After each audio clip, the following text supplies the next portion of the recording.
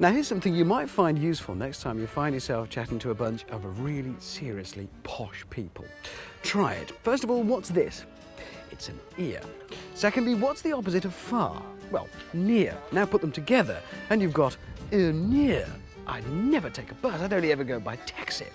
Alternatively, you might want to try just turning up in the right vehicle. Something perhaps a little bit like this.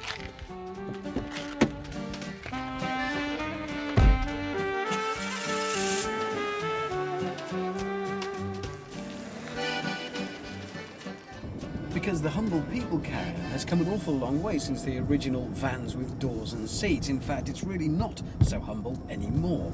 For a start, most of the manufacturers now make and sell an MPV, and Renault, one of the original, if not the very first to bring us a people carrier, have now upped the stakes even further with the arrival of this.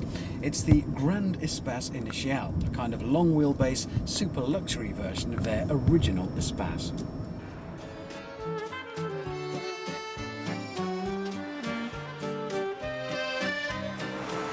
At first glance, I can't make my mind up whether this thing is aimed at the very posh family, or maybe the businessman who needs to carry a lot of businessmen and women around with him or her. I don't know, but certainly luxury is the name of the game. We've got leather and Alcantara on all the seats, and it's not like just the 4 seats in your family saloon either, because in here, there's hundreds of them, 7 in fact, stretching away to the horizon. That horizon, of course, is that bit further back anyway, because this is the grand version of the Espace, which means you've got room for 7 seats, and then there's a boot beyond that. It's that bit longer.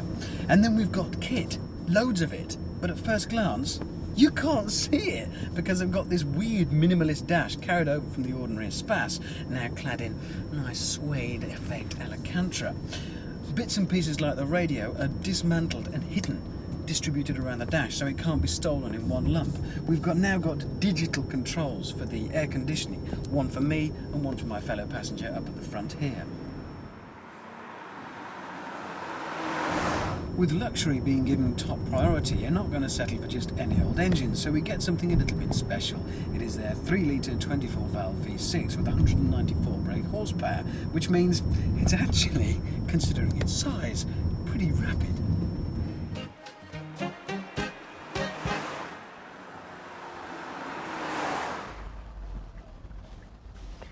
Well, it is kind of an interesting vehicle just because it's so unusual, but really this is one of those cases where if this is what you need, then this is what you've got to have.